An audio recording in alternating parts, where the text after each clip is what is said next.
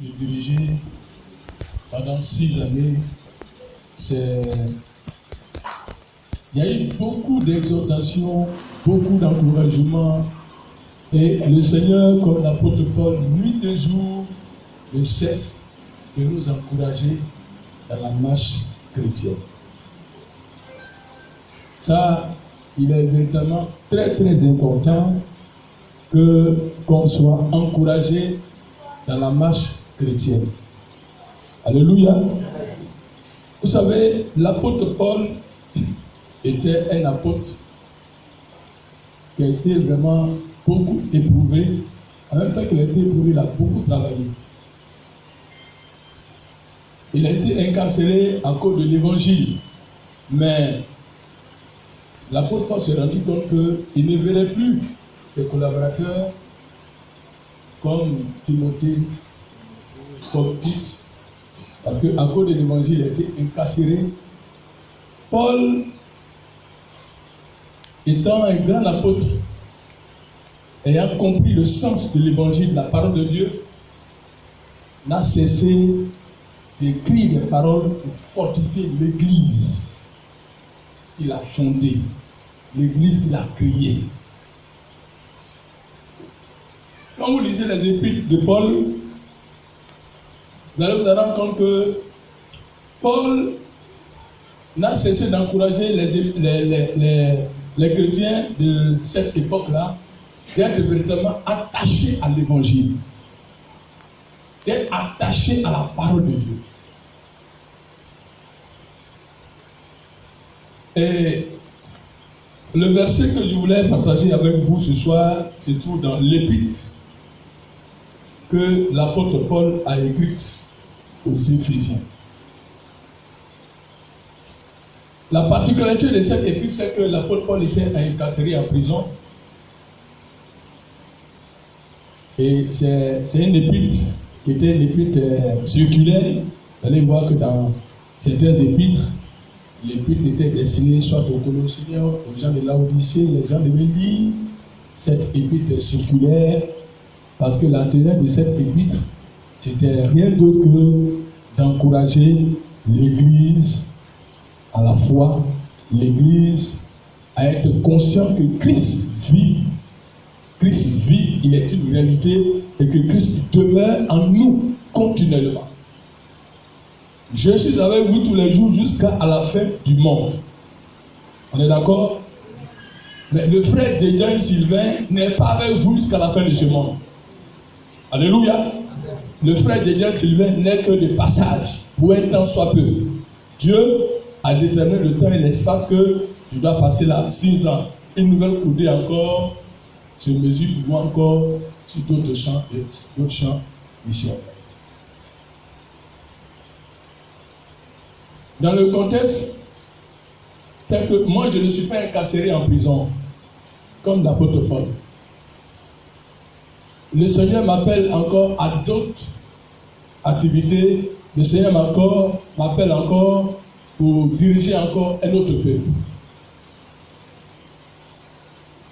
Les mêmes exhortations que l'apôtre Paul n'a cessé nuit et jour, dans les larmes, dans les pleurs, exhortant l'Église de Christ à comprendre que malgré l'épreuve qu'on peut endurer, malgré les difficultés qu'on peut connaître dans la marche chrétienne, c'est vrai que l'Église était beaucoup attachée à Paul à cause de l'amour que Paul a manifesté, à cause de ce que Paul était un homme, un apôtre, pas comme les autres. Il a beaucoup travaillé. Et par lui, toute la contrée, dans les environs, plusieurs églises, plusieurs peuples, plusieurs nations ont été gagnées pour la cause de Christ. Et Paul ici dit dans Éphésiens 3, verset 17, que je vais lire.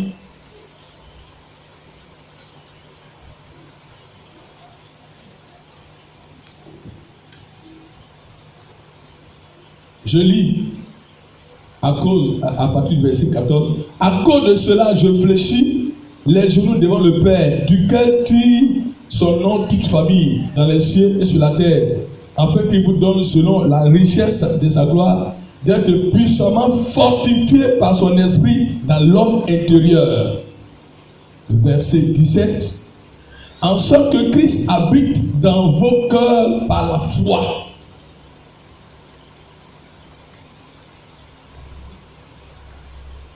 Je fais une pause ici.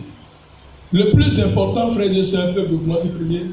Le plus important, c'est que soyez conscients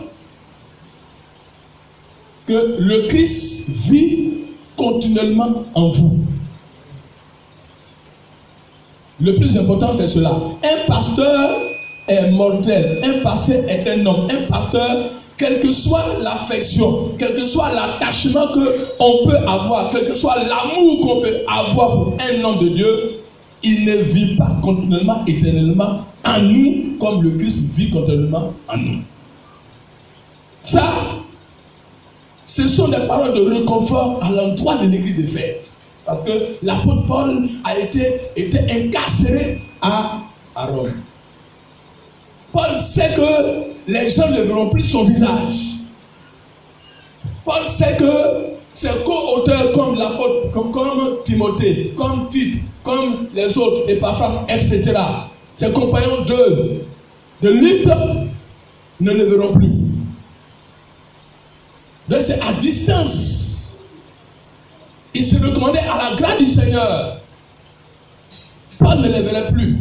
Le plus important pour les encourager, il n'y a pas autre moyen le plus important de les encourager que de les écrire des lettres d'encouragement, des lettres de fortification, des lettres d'assurance, des lettres de certitude de la réalité de Christ, de ce que Christ lui-même vit continuellement en nous. Et il dit, soyez fortifiés. Si vous êtes découragé, moi qui suis incarcéré, j'ai encore le moral haut.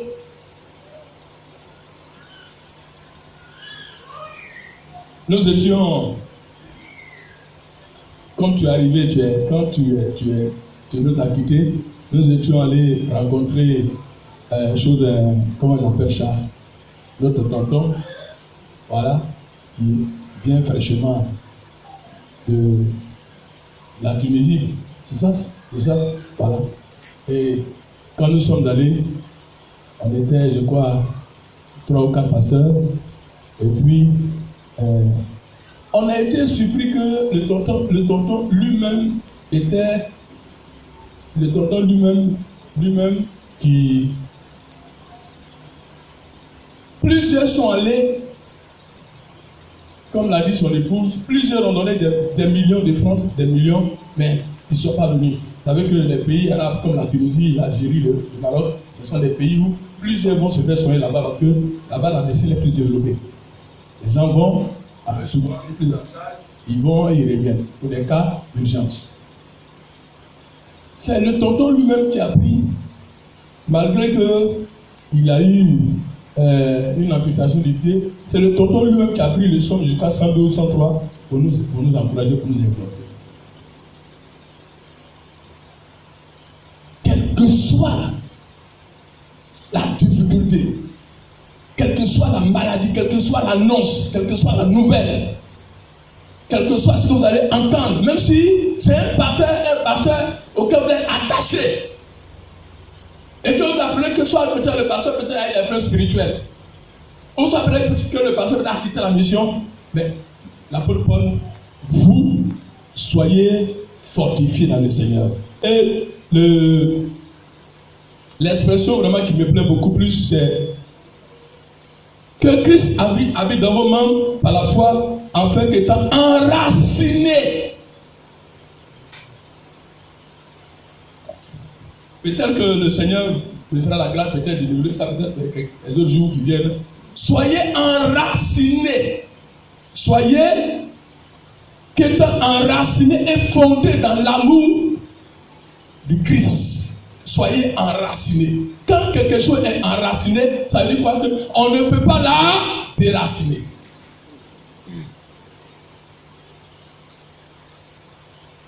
L'enracinement fait partie des lois spirituelles.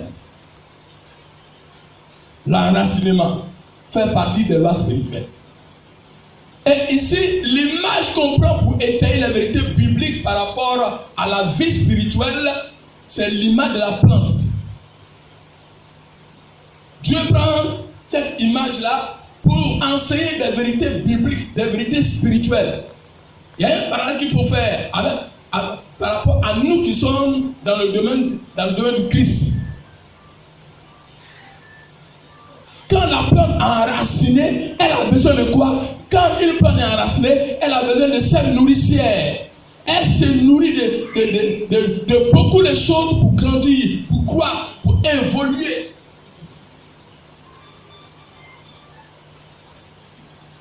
Quand la plante croît, quand elle grandit, elle est enracinée. Elle est fondée. Je voudrais que depuis presque 6 ans, le 13 septembre 2017, ça me fera 6 ans ici, tous les enseignements, les formations que vous avez reçues, les messages que vous avez reçus, les exhortations que vous avez reçues, les cultes que vous avez reçus, les messages que vous avez reçus, que cela contribue à votre enracinement, pour que vous soyez fondés.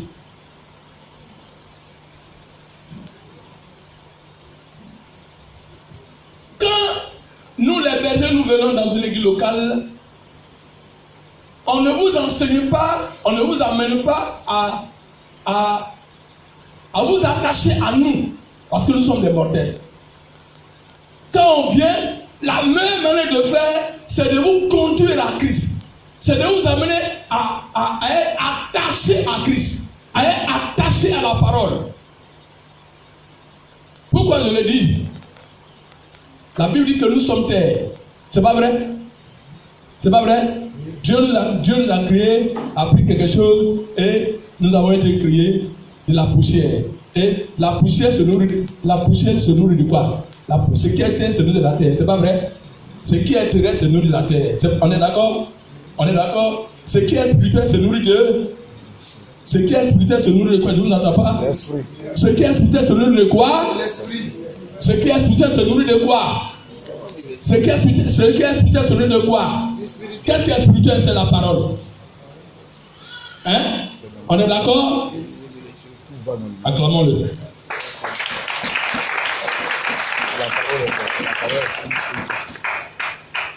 En mélangeant le témoignage de quelqu'un, un père de famille, avant sa mort, il a réuni tous ses enfants. Maman, je voulais te parler du pasteur Lalé. C'est pas sûr que tu as parlé de ce témoignage. Avant que le révérend Lalé ne meure, selon le témoignage qu'il nous a parlé, il a réuni tous ses enfants, bien habillés, et il a dit que le seul héritage que je vous laisse, ce n'est pas un compte à banque. Le seul héritage que je vous laisse, ce n'est pas une villa de 4 chambres meublée avec tous les meubles, avec tous les conforts. Mais le seul héritage que je vous laisse, comme l'apôtre Paul, je vous recommande à la parole de Dieu.